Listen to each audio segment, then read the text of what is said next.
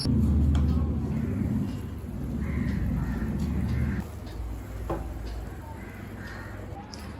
நண்பர்களே, அனைவருக்கும் அன்னை சமையல் உமாவின் அன்பான வணக்கங்கள்.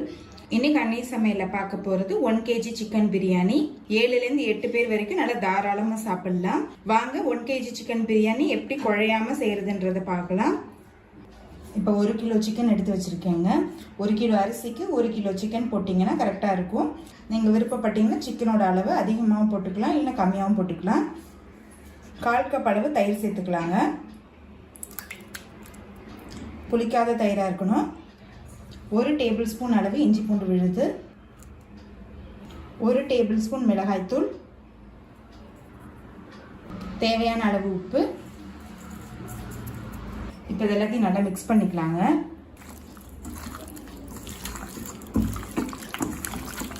இது மாதிரி தயிரில் மேரினேட் பண்ணுறதுனால சிக்கன் நல்லா சாஃப்டாக இருக்கும்.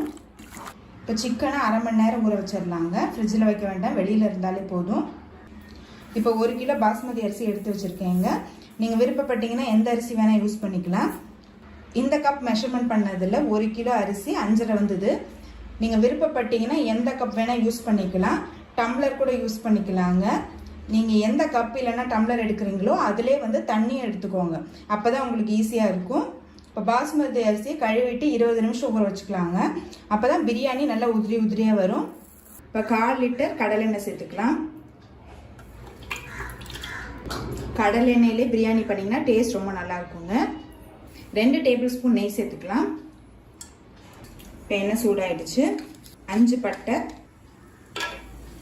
5 கிராம்பு, 5 ஏலக்காய், 5 பிரியாணி இலை. இந்த பட்டை கிராம்பு பொரியறதுல தான் பிரியாணியோட வாசனையே இருக்கு. 1 கைப்பிடி அளவு புதினா, 6 மீடியம் சைஸ் வெங்காயத்தை நீல வாக்கில் கட் பண்ணி வச்சுருக்கேங்க. இது பார்த்தீங்கன்னா 400லேருந்து 500 கிராம் அளவு இருக்கும். இப்போ நல்லா வதக்கிக்கலாம்.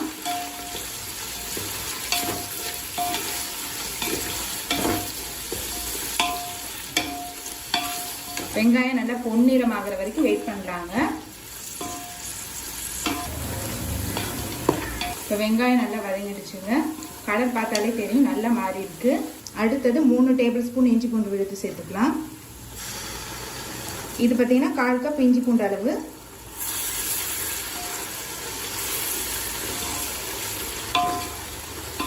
நாலு பச்சை மிளகாய்,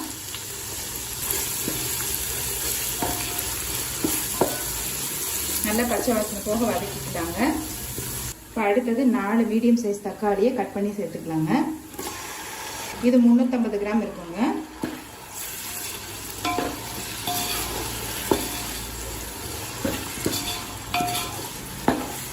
ஆறு வெங்காயத்துக்கு 4 தக்காளி போட்டிருக்கேங்க. ஏற்கனவே தயிர் வேற சேர்க்கிறோம், ரொம்ப சேர்த்தோம்னா புளிப்பாயிடும். 2 டேபிள் ஸ்பூன் மிளகாய்த்தூள், 2 டேபிள் ஸ்பூன் பிரியாணி மசாலா,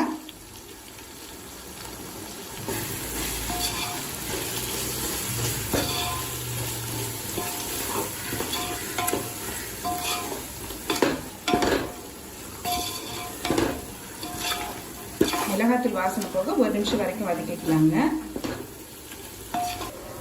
இப்போ மிளகாத்தூள் சேர்த்துட்டு நல்லா வதக்கியாச்சுங்க. மேரினேட் பண்ணி வச்சிருக்க சிக்கன் இதில் சேர்த்துக்கலாம். தேவையான அளவு உப்பு. இப்போ எல்லாத்தையும் நல்லா வதக்கிக்கலாங்க.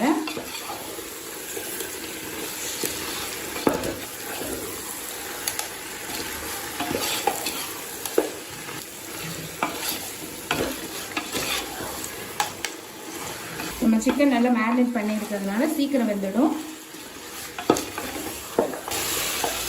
நல்லா தயிர்லேருந்து நல்லா எண்ணெய் விட ஆரம்பிக்குங்க. அந்த அளவுக்கு வதக்கணும். அப்போ தான் சிக்கனுக்குள்ளே எல்லா மசாலாவும் உள்ளே போகும். இப்போ சிக்கன் சேர்த்துட்டு நல்லா வதக்கியாச்சுங்க. நல்லா எண்ணெய் பிரிஞ்சு வந்திருக்கு. இப்போ இதை மூடி போட்டு ஒரு 10 நிமிஷம் ஸ்லோலி வச்சிடலாம். தண்ணி எதுவும் சேர்க்க தேவையில்ல. இப்போ சிக்கன் சேர்த்துட்டு 10 நிமிஷம் ஆயிடுச்சுங்க. இப்போ பாருங்கள், நம்ம தண்ணியே சேர்க்கல, சிக்கன்லேருந்து நல்லா தண்ணி விட்டுருக்கு. சிக்கனும் பாருங்கள் நல்லா பாதி வந்திருக்கு. இப்போ அடுத்தது நம்ம தண்ணி சேர்த்துக்கலாங்க.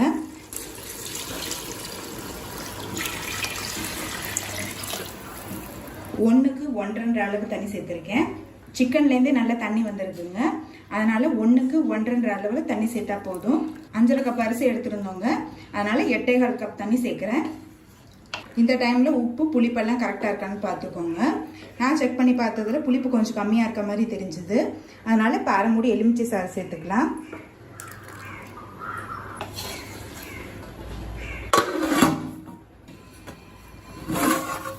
இப்போ தண்ணி நல்லா கொதிக்க ஆரம்பிச்சிருச்சுங்க. இப்போ அடுத்தது நம்ம ஊற வச்ச அரிசியை சேர்த்துக்கலாம். இதில் வெறும் அரிசி மட்டும் சேருங்க, தண்ணி சேர்க்காதீங்க. பாத்திரத்தோட கவுக்காதீங்க, ஏன்னா அதில் அடியில் தண்ணி கண்டிப்பாக இருக்கும். மெதுவாக மிக்ஸ் பண்ணிக்கலாங்க.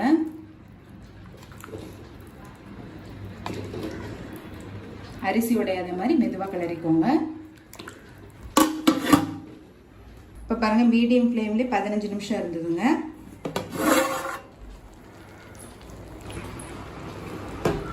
இப்போ பாருங்கள், தண்ணி ஃபுல்லாக நல்லா வடிஞ்சிருச்சு. தண்ணி சுத்தமாக இல்லை. தண்ணி இன்னும் உங்களுக்கு இருக்கிற மாதிரி தெரிஞ்சதுன்னா இன்னொரு 5 நிமிஷம் வச்சுக்கோங்க. இப்போ கொஞ்சமாக கொத்தமல்லி சேர்த்துக்கலாம்.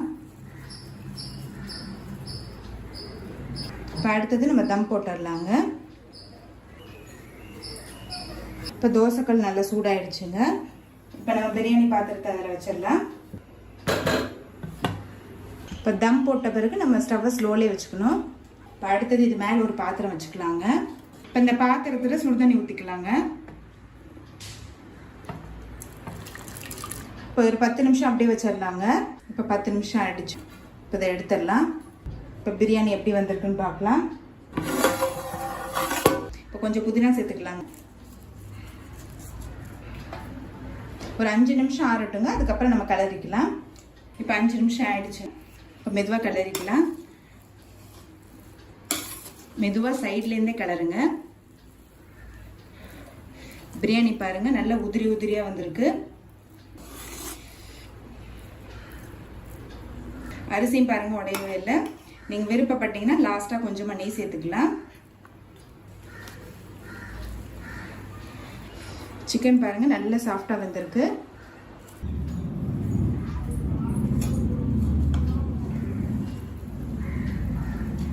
மெதுவாக கிளறுங்க, அரிசி உடையாத மாதிரி.